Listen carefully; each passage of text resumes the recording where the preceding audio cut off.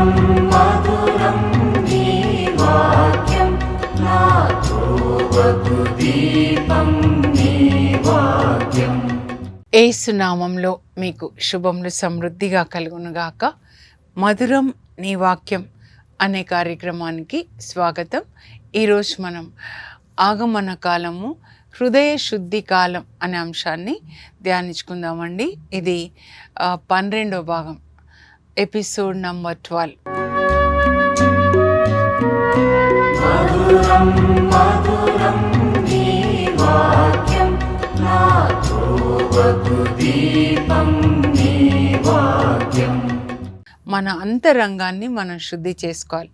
అందుకే యేసు ప్రభు మత్తయి సువార్త 5:8 హృదయ శుద్ధి కలవారు ధన్యులు, వారు దేవుని దర్శింతురు అని బోధిస్తారండి. అష్టభాగ్యాలు బోధించేటప్పుడు అన్నమాట.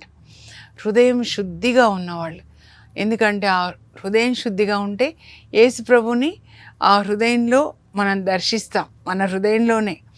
ఇంకా పౌలు అంటారు ఎఫెసీ 1వ అధ్యాయం 18, 19 వచనాలు ఒక ప్రార్థన చేస్తారండి. ఏంటి అనంటే, ప్రభువు పరలోక తండ్రి మీ మనోనేత్రాల్ని తెరచి మీరు ఈ బైబిల్ గ్రంథంలో యేసు ప్రభు యొక్క వెలుగుని చూచుదురుగాక. యేసు ప్రభు వెలుగుని చూచినట్లుగా పరిశుద్ధ ఆత్మదేవుడు మీ మనోనేత్రములను వెలిగించునుగాక. ఇదండి మనకి నిజంగా జరగాలి. మన ఆత్మలో జన్మించాలి. యేసు ప్రభు మనలో జన్మించడం అన్నమాట. అప్పుడు మనం ఆత్మలో జన్మిస్తాం. అప్పుడు బైబిల్ గ్రంథంలో యేసు ప్రభుని మనం చూడగలుగుతాం అన్నమాట. మనం ఇప్పుడు క్రిస్మస్ అనగానే ఇల్లు కడుక్కుంటాం కదండి, మంచిదే, కడుక్కోండి. అయితే ముందు కడుక్కోవాల్సింది మన హృదయాన్నండి. అందుకే ఫ్రాన్సిస్ ఆఫ్ అసిసి గారు క్రిస్మస్కి ముందు 40 దినాలు ఉపవాసం చేస్తారండి. ఆయన జీవితాన్ని మనం చదవాలి. యేసు ప్రభు బోధించిన విధంగా జీవించాడు. ఆయనే కాదు, పునీతులందరూ వాళ్ళు అసలైన క్రైస్తవులు అన్నమాట. 40 days, సంవత్సరంలో 3 సార్లు, తపస్కాలంలో, మరి క్రిస్మస్కి ముందు, ఆ తర్వాత feast of exaltation of cross, సిలువ విజయోత్సవ పండుగ సెప్టెంబర్ 14కి ముందన్నమాట. అలా సెప్టెంబర్ 14లో ఆయన గుహలో సిలువ పెట్టుకొని ప్రార్థిస్తున్నప్పుడే ఆయన యేసు ప్రభుని 2 కోరికలు అడుగుతారండి. 2 graces అన్నమాట, కృప వరాలు.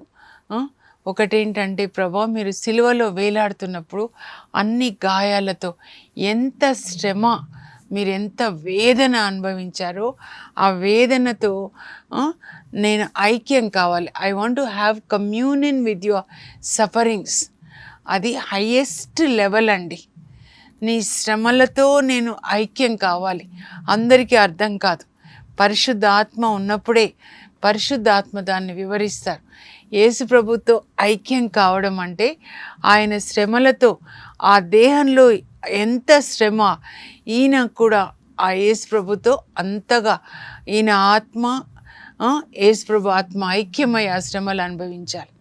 రెండవది అడుగుతారు, ఆ పంచ గాయాలు మీరు ఏ గాయాలు పొందారో ప్రభా, ఆ గాయాలు నేను కూడా పొందాలి. ఆ ప్రేమ, ఏ ప్రేమతో ప్రజల కొరకు మీరు మరణించారో ఆ ప్రేమ నా హృదయంలో నింపండి. ఆ కృపని దేవుడు ఇస్తారండి. మరి ఆయనకి పంచ గాయాలని ఇస్తారనమాట. 14 నుంచి, సెప్టెంబర్ 14 నుంచి 17 వరకు ప్రార్థన చేస్తారు. 1223లో మరి క్రిస్మస్కి బైబిల్ చదువుతుంటే ఆ వాక్కు మానవుడై మన మధ్య నివసించను అన్నప్పుడు బైబిల్ మీద బాలయేసి వస్తారండి. మరి 1224లో సిలువ విజయోత్సవ పండుగ నుండి, అంటే 14 సెప్టెంబర్ నుంచి 17 వరకు పరిశుద్ధాత్మతో నింపబడి ఎక్స్టసీ అన్నమాట, తన్మయత్వం అంటారు. మన ఆత్మ పరిశుద్ధ ఆత్మలో మునిగి తేలుతున్నప్పుడు తన్మయత్వంలోకి వెళ్ళిపోతారనమాట. అప్పుడు ఇలా ప్రార్థిస్తారు. అప్పుడు ఆ కృపని ఇస్తారనమాట, ప్రేమతో నింపుతారు, పంచగాయాలను ఇస్తారండి ఫ్రాన్సిస్ ఆఫ్ అసిసీకి అనమాట. అలా ఆయన అలా గాయాలతో మరి గాడిద మీద కూర్చోబెట్టి బ్రదర్స్ తీసుకొని వెళ్తుంటే ఆయనను చూసి అనేక మంది పాపులు పశ్చాత్తాపడి కన్నీరు కార్చి మారు మనసు పొంది హృదయ పరివర్తన చెంది పాపాన్ని విడిచిపెట్టి చీకటి నుంచి వెలుగులోనికి వచ్చేవాళ్ళంట. అలా జీవించారండి. అదే అండి మనం జీవించవలసిన విధానం.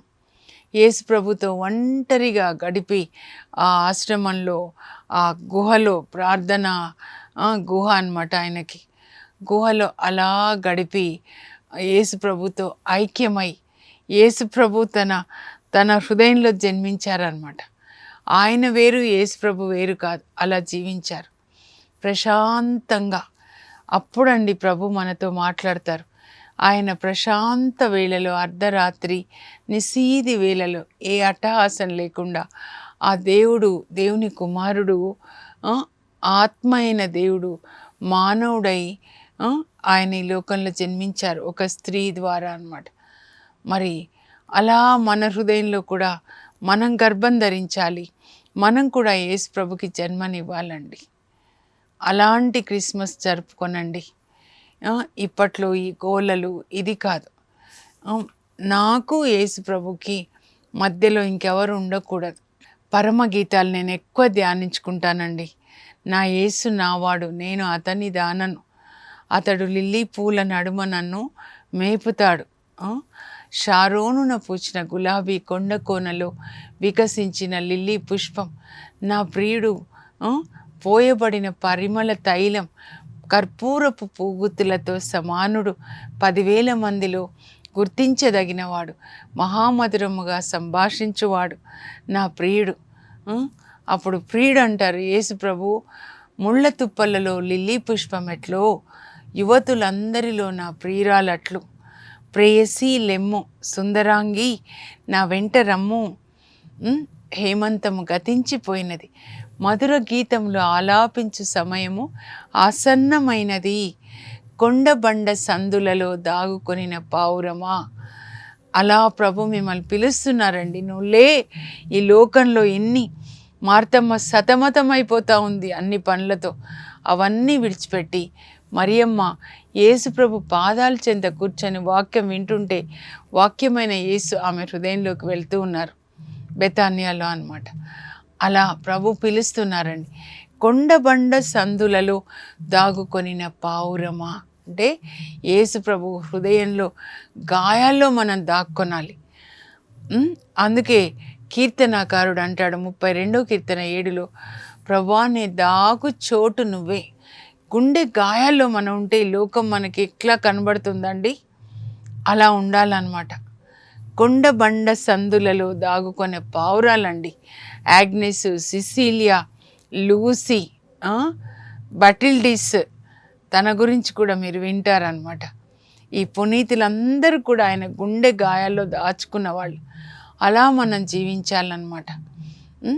లెమ్ము, నా వెంట రమ్ము, సుందరాంగి, నీ మోము సుందరమైనది, నీ స్వరం మధురమైనది, నీ మోము నాకు కాన్పించు, నీ స్వరం నాకు వినిపించు, ప్రేయసి, నా పావురమా, నా వధువా, నా నిష్కలంక సుందరి.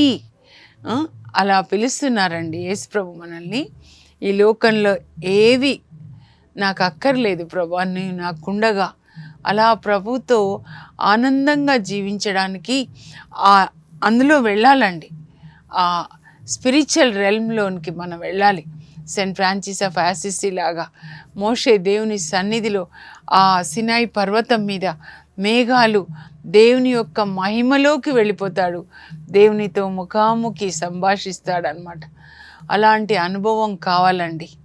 మరి అదే హోరేబు కొండ మీద ఏలియాతో దేవుడు మెల్లని స్వరంతో మాట్లాడతారండి. 1వ రాజులు 19వ అధ్యాయం 7-8 వచనాలు. మెల్లని స్వరంతో మాట్లాడతారు. మనం కూడా దేవుడు అలా మాట్లాడినప్పుడు ఆయన స్వరాన్ని వినాలండి. ఈ లోకంలో ఎవరి స్వరాలు, ఏం గోలలు, నాకు అనిపిస్తుంది అలా సెయింట్ ఫ్రాన్సిస్ ఆఫ్ అసిసి లాగా అలా ఆశ్రమానికి వెళ్ళి ఆయనతో ఒంటరిగా వాక్యం చదువుతూ ధ్యానిస్తూ అలా గడిపితే ఎంత బాగుంటుంది. అలా గడిపినప్పుడు మనకి నూతన బలం వస్తుందండి. యెషయా 40:31 చెప్పినట్లుగా ప్రభువుని నమ్మిన వాళ్ళు, అంటే ఆయన వాక్యాన్ని విశ్వసించిన వాళ్ళు, జీవించేవాళ్ళు. ఇది జీవపు వాక్యం అండి, వినడం కాదు, కేవలం వినడం కాదు, జీవించాలి. ఒక్కొక్క వాక్యాన్ని మనం జీవించాలన్నమాట.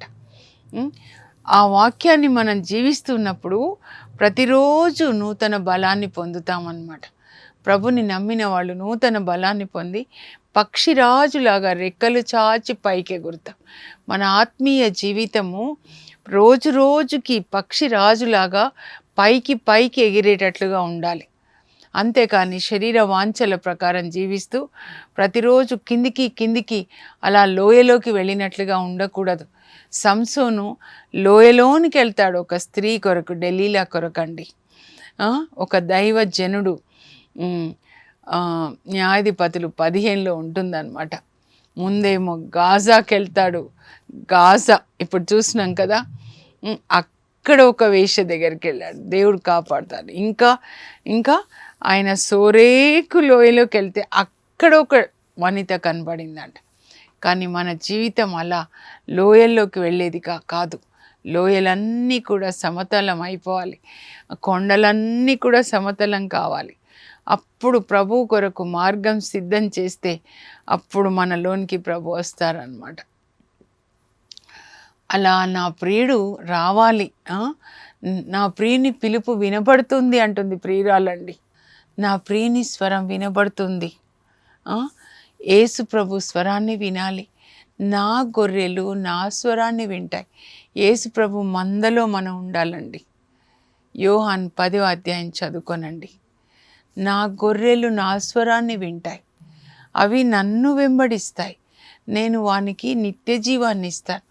నా గొర్రెల్ని నా నుంచి ఎవరు కూడా దొంగిలించలేరు. వాణిని నాకు ఇచ్చిన నా తండ్రి నాకంటే గొప్పవాడు. నా తండ్రి నుంచి కూడా వానిని ఎవ్వరూ అపహరింపలేరు. నేను నా తండ్రి ఏకమైనా. నాకెంత ఇష్టమో. నా గొర్రెలు నా స్వరాన్ని వింటాయి. యేసు ప్రభు స్వరాన్ని వినాలి. ప్రతిరోజు ప్రభు మనతో వాక్యం ద్వారా మాట్లాడతారండి.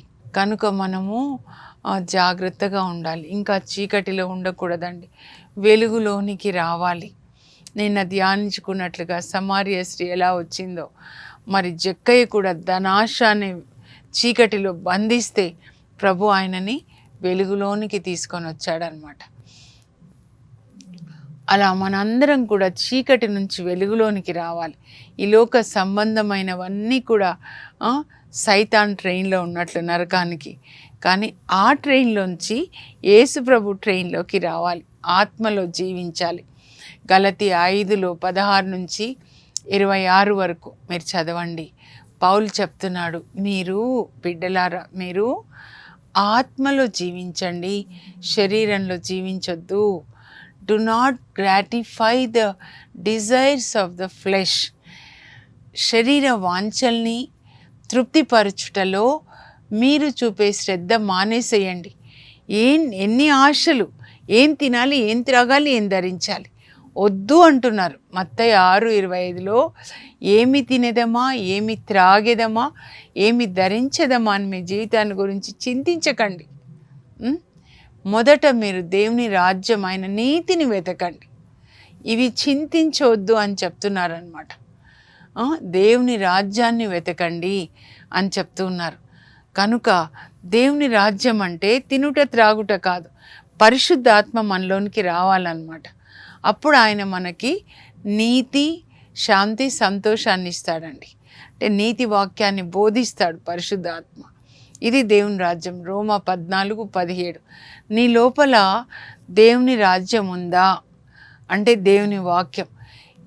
మరియ తల్లి చూడండి, ముందు గాబ్రియేల్ దూత ద్వారా దేవుడు శుభ సందేశాన్ని ఇస్తాడు. The Lord is with you, ప్రభు నీతో ఉన్నారు, నువ్వు గర్భం ధరిస్తావు. ఎలా? పరిశుద్ధాత్మ నీ పైకి వేంచేసి వస్తారు. వాక్యం వచ్చిన తర్వాత పరిశుద్ధాత్మ వచ్చారు. కోడి గుడ్లు ఉన్నప్పుడు కోడి కూర్చుంటే గుడ్డులో నుంచి పిల్ల వస్తుంది. ఆ కోడి ఇంక్యుబేషన్ పీరియడ్ అంటారు, వేడిని పట్టి అన్నమాట. అలాగే మనలో గుడ్లలాగా దేవుని వాక్యం ఉంటే పరిశుద్ధాత్మ ఆ వాక్యం మీద కూర్చొని ఆ వాక్యం మనం జీవించేలాగా జీవపు వాక్కుగా మారుస్తాడనమాట. అది క్రిస్మస్ అంటే అండి. అది మీ జీవితంలో ఇప్పుడైనా జరగాలి, ఎప్పుడైనా జరగాలి. నాకు 97లో జరిగింది కనుక మీరు వాక్యాన్ని చదవండి. పరిశుద్ధాత్మ మనలోనికి వస్తారు. మనలోనికి వస్తే మన ఆత్మ, ఇది మన ఆత్మ అయితే పరిశుద్ధాత్మ మనల్ని కమ్ముకొని, పరిశుద్ధాత్మ నీపైకి వేంచేసి వస్తుంది. మహోన్నతుని శక్తి నిన్ను కమ్ముకుంటుంది. అప్పుడు పుట్టబోయే శిశు పవిత్ర శిశు యేసు ప్రభు, దేవుని కుమారుడని పిలువబడతారు. పరిశుద్ధాత్మ మన ఆత్మని కమ్ముకొని గర్భం ధరించి మన ఆత్మని కంటాడనమాట. అప్పుడు దాన్ని తిరిగి జన్మించుట. శరీరం నుంచి జన్మించింది శరీరం, అమ్మ నుంచి వచ్చింది, శరీరంలో పుట్టాను. 97లో ఆత్మలో నేను పుట్టాను అనమాట. మరలా జన్మించాలి.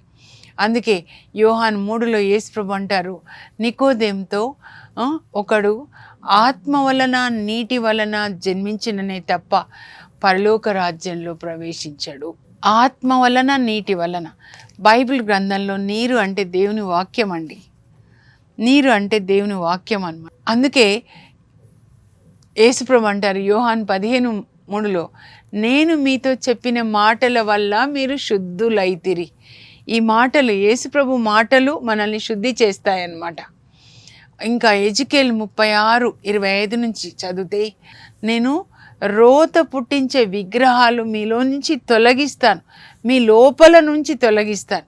లోపలున్నాయన్నమాట విగ్రహాలు. పాత నిబంధనలో చేత్తో మలిచేవి, కానీ ఇప్పుడు నూతన నిబంధనలో లోపలున్నాయంట.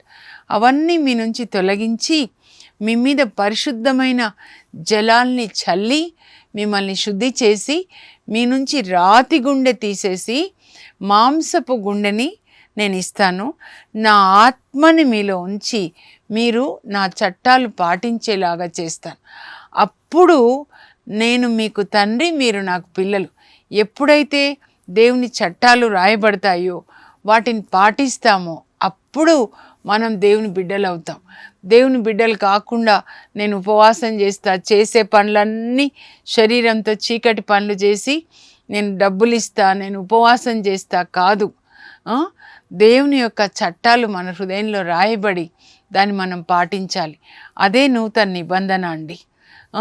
పరిశుద్ధాత్మ మనలోనికి వెళ్ళి దేవుని చట్టాలు మనలో రాసి మనం పాటించాలనే ఒక కోరికని మన హృదయంలో పెడతాడు. జక్కయ్య హృదయంలో ఎట్లా కోరిక పెట్టారో అలా కోరిక పెడతాడనమాట.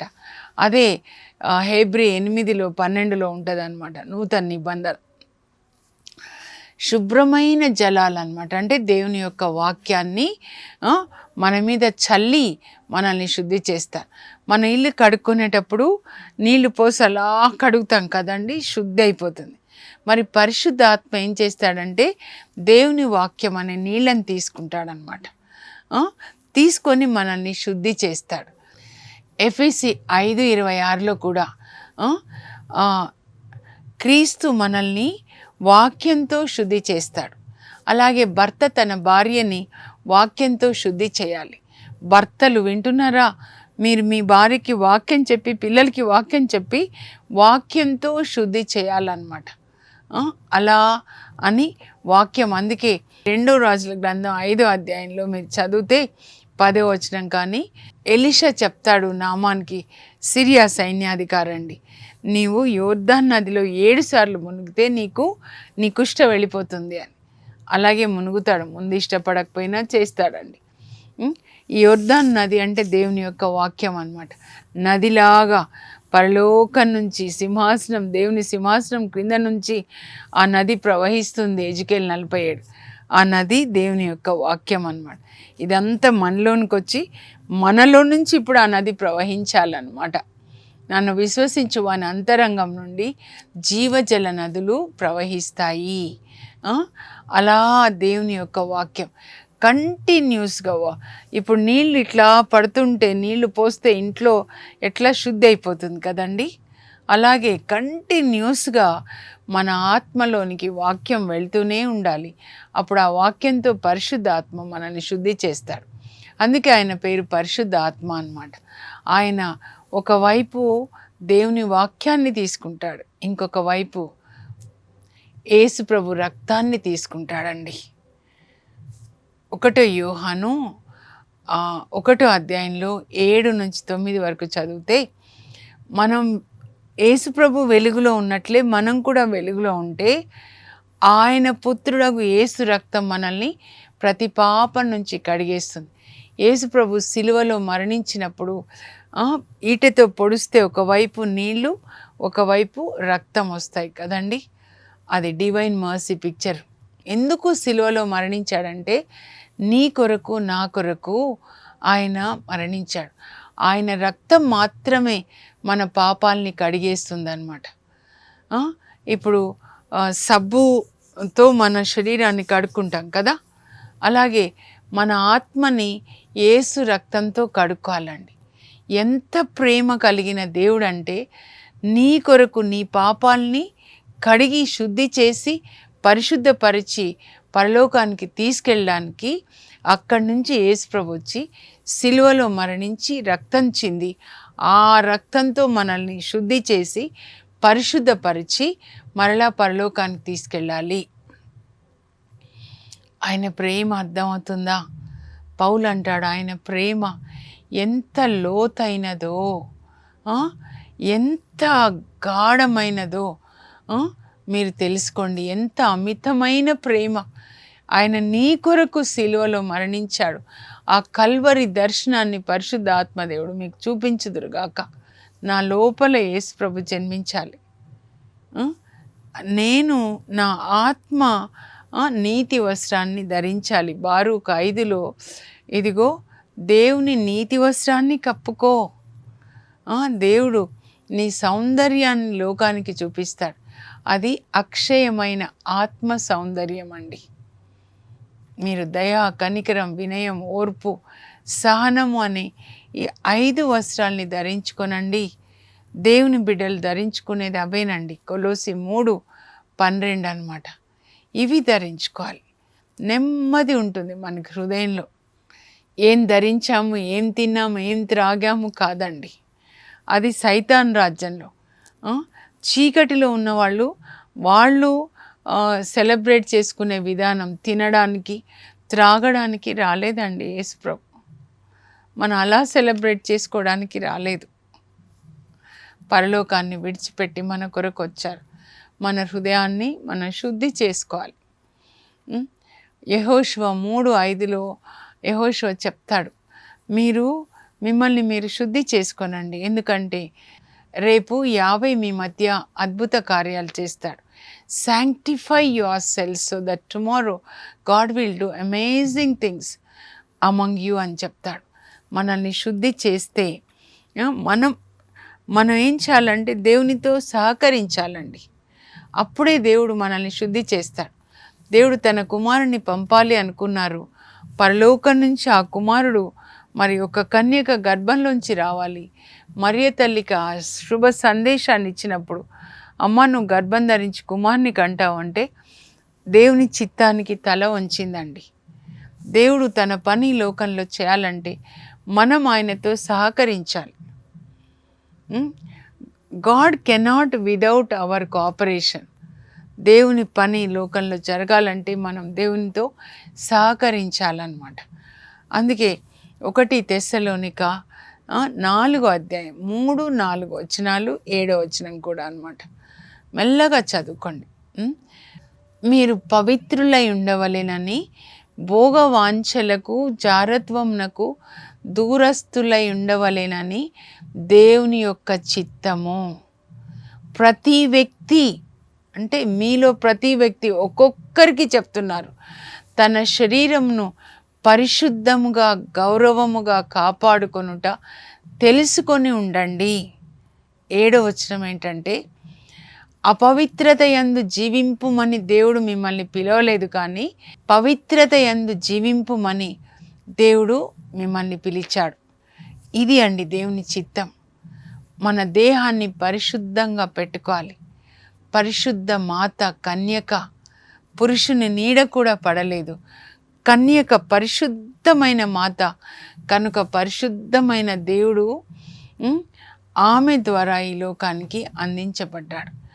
దేవుడు ఆత్మ, కానీ శరీర రూపం ధరించాలి. మన కొరకు సిలువలో శరీరంలో వెల చెల్లించాలి. మన శరీరంలో పాపం చేశాం. అప్పుడు ఒక శరీరం కావాలి అనుకున్నప్పుడు మరియ తల్లి శరీరంలోంచి ఆయనకి శరీరాన్ని ఇచ్చారు. ఎంత పరిశుద్ధ మాత అండి! ఒక్కొక్క కణంలో దేవుని యొక్క వాక్యం. అందుకే మందస పెట్టె అంటారు ఆ తల్లిని. అంటే మందస పెట్టెలో 10 ఆజ్ఞలు, దేవుని వాక్యం ఉంటుంది. దేవుడే వాక్యం అండి. ఆ వాక్యం వేరు, దేవుడు వేరు కాదు. మనలో యేసు ప్రభు వాక్యం సమృద్ధిగా ఉండాలి. యేసు ప్రభుని ఆహ్వానించాలి. మన హృదయంలో ఏదైనా కొలెస్ట్రాల్ ఉందనుకోండి, యాంజియోగ్రామ్ చేస్తారు కదా. అలాగే యేసు ప్రభు మన ఆత్మని యాంజియోగ్రామ్ చేసి, ఇదిగో నీ హృదయంలో ఇది ఉంది అని చెప్తారు.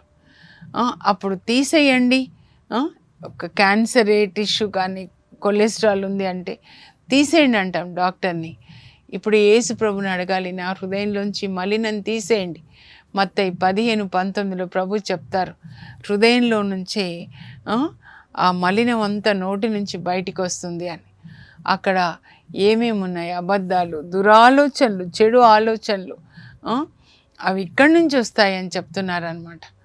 కనుక అవన్నీ కూడా శుద్ధి చేయమని, మన హృదయాన్ని శుద్ధి చేసి అవన్నీ తీసేసి పరిశుద్ధాత్మదేవుడు యేసు ప్రభుని మన హృదయంలో ప్రతిష్ఠించమని, రూపుదిద్దమని అడుగుదాం. శుద్ధి చేసుకుందామండి. ప్రార్థన చేసుకుందాం. పరలోకపు మా తండ్రి, మీ పరిశుద్ధ నామమునకు స్తోత్రం కలుగును గాక. యేసయ్య, ఎలాగైతే జక్కయ్య హృదయంలోకి వచ్చారో మా హృదయంలోనికి రండి. మా హృదయాన్ని శుద్ధి చేయండి ప్రభా. లోపల ఎంత మలినం ఉందో మీకు తెలుసు కనుక ఆ మలినమంతా తీసేసి శుద్ధి చేసి మా హృదయంలో జన్మించమని యేసు పరిశుద్ధ నామంలో అడుగుచున్నాం తండ్రి. ఆమెన్. మన దేహమే ఇప్పుడు పశువుల పాక, మన హృదయంలో యేసు ప్రభు జన్మించును గాక. God bless you. Have a blessed day.